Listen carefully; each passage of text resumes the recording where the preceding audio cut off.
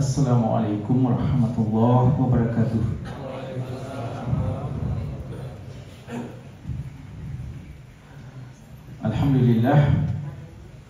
Alhamdulillahilladzi arsala rasulahu bil huda wa dinil haqq liyudhhirahu 'ala ad-dini kullih wa kafa billahi shahida.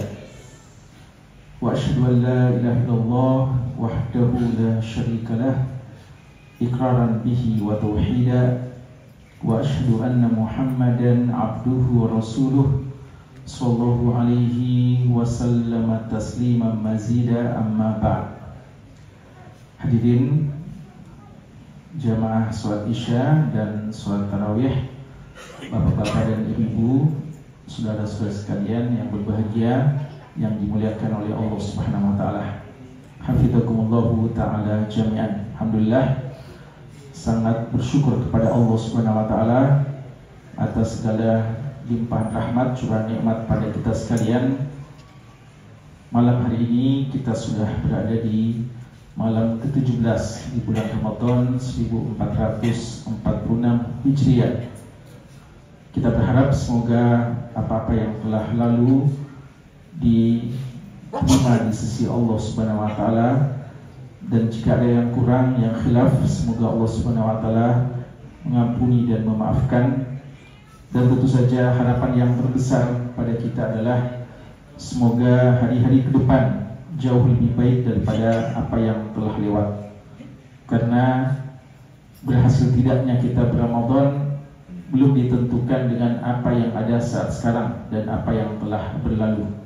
Namun penentuan apakah kita berhak meraih derajat takwa, apakah kita berhak diampuni oleh Allah, apakah kita berhak menjadi orang yang seperti baru kembali dilahirkan oleh ibunya, itu nanti ketahuan bagian paling akhirnya. Dalam hadis Bukhari, Nabi SAW bersabda, innamal a'malu bil khawatim, sesungguhnya amalan sangat tergantung bagian paling akhirnya. Semoga kita selalu istiqomah hingga penghujung dari bulan yang penuh dengan keberkahan ini. Hadirin sekalian, ketika kita berada di malam ke-17, maka hal yang sering terbersit pada benak kita adalah persoalan nuzulul Quran.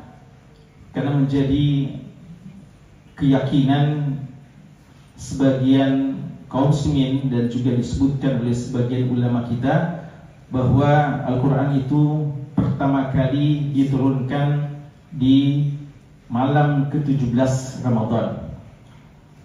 Namun sebenarnya hal ini bukan merupakan satu konsensus di kalangan ulama kita.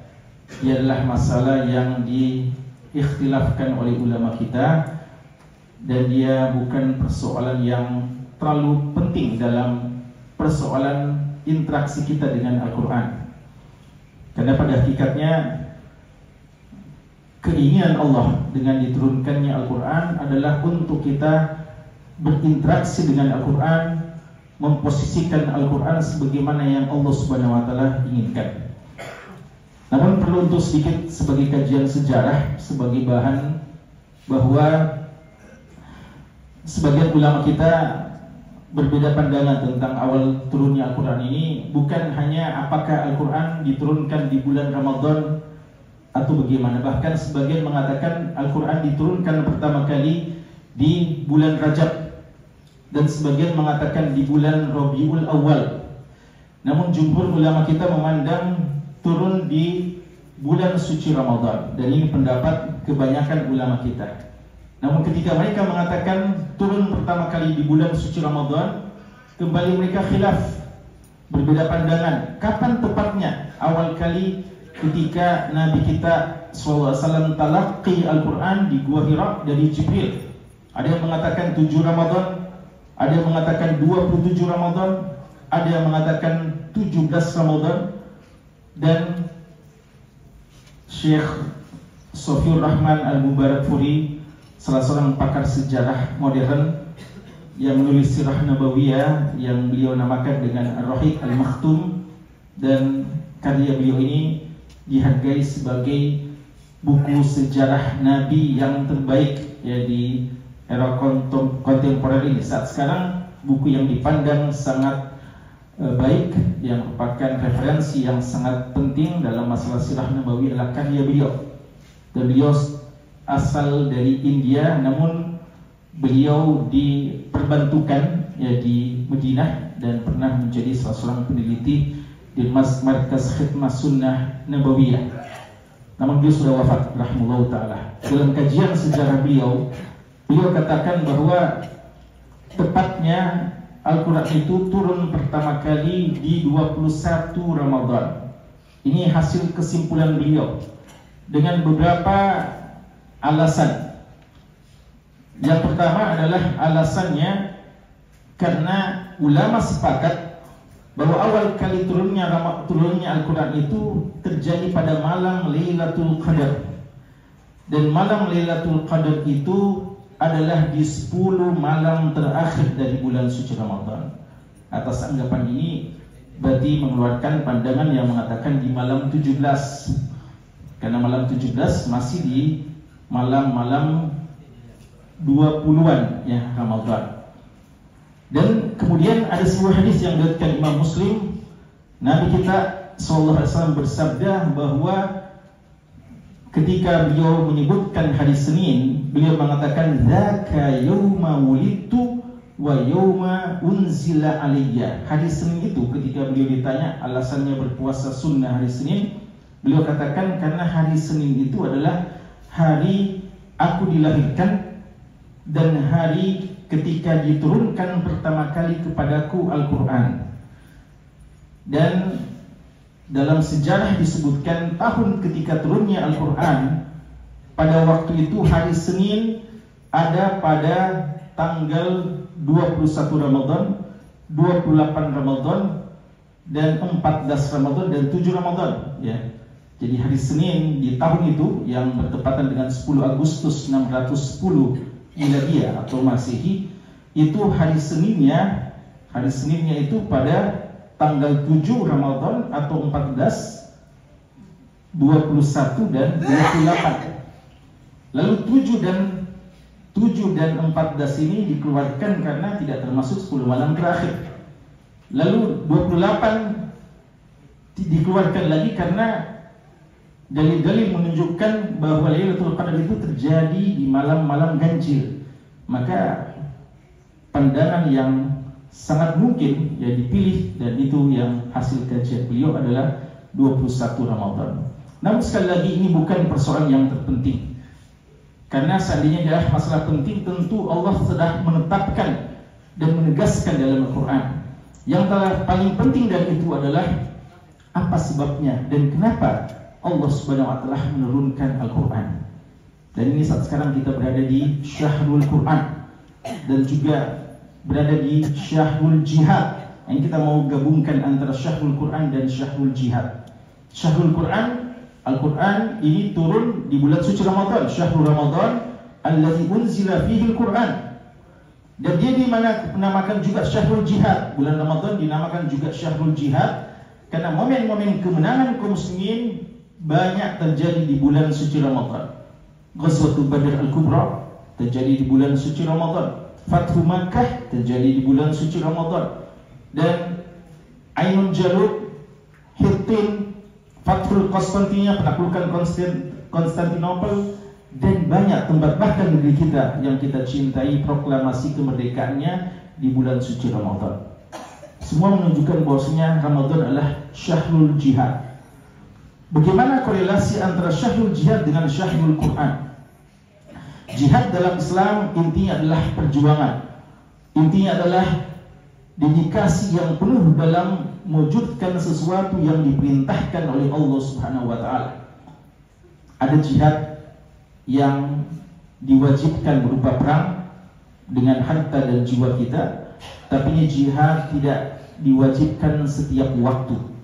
Dan ada jihad yaitu jihad yang selalu diwajibkan, dan dialah termasuk jihad yang paling awal-awal diwajibkan, yaitu jihad dengan Al-Quran. Dan itu Allah sebutkan di surat Al-Furqan di ayat ke-52. Allah Subhanahu wa taala menyebutkan di surat Al-Furqan, "Fala tuti'il kafirin wajahidhum bihi jihadan kabira." Jangan kalian, kata Allah, mengikuti kemauan orang-orang kafir dan berjihadlah menghadapi mereka dengan jihad yang besar. Semua mengetahui bahwa surat Al-Furqan adalah surat Makkiyah, dan pada fase Mekah belum ada yang namanya jihad dengan peperangan. Berarti jihad yang disebutkan dalam surat Al-Furqan itu adalah jihad selain peperangan. Jihad apa? Kata Abdullah bin Abbas radhiyallahu anhu, ahli tafsirnya sahabat, mengatakan wajahidhum bihi jihadan kabira. Berjihadlah dengannya, yaitu dengan Al-Quran, yang merupakan jihad yang terbesar, jihad bil Quran. Berarti jihad yang wajib setiap saat adalah jihad dengan Al-Quran, dan dia diwajibkan jauh sebelum kewajiban jihad perang. Maka tugas kita adalah bagaimana memposisikan Al-Quran, bagaimana melaksanakan tugas-tugas terhadap Al-Quran sesuai yang diinginkan oleh Allah yang menurunkan Al-Quran.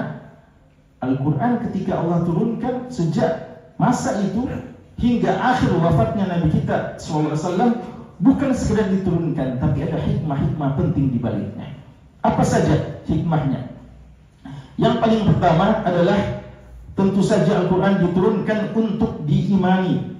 Al-Quran diturunkan untuk diimani, diyakini, tanpa ada secuil pun keraguan terhadap Al-Quran. Tidak boleh ada keraguan sedikit pun. Makanya Allah di awal-awal mushaf kita baca, Alif Lam Mim, Dzalikal Kitab la raiba fihi. Tidak ada keraguan padanya. Dan Allah Subhanahu wa taala mengatakan, la ya'tihi al-batilu min bayni yadayhi wala min khalfihi tanzilun min hakimin hamid. Di surat Fussilat Allah mengatakan Al-Quran itu sejak awalnya sampai akhirnya tidak ada keraguan sedikit pun. Tidak boleh kita melakukan bahkan satu huruf pun. Tidak boleh mengkufuri, meragukan apa yang ada dalam Al-Quran. Maka siapapun yang meragukan isi Al-Quran, sebagiannya, apatah lagi seluruhnya, maka dia sangat berbahaya posisinya, karena mengkufuri sebagian dianggap kufur kepada semuanya. Afatu'minuna bi ba'dil kitabi wa takfuruna bi ba'd fama jazaa'u man yaf'alu dzalika minkum illa khizyun fil hayatid dunya wa yawmal qiyamati yuradduna ila asyaddil adzab. Diancam dengan ancaman keras dunia dan akhirat bagi orang yang meragukan isi Al-Quran. Sebagian saja diterima dan sebagian ditolak.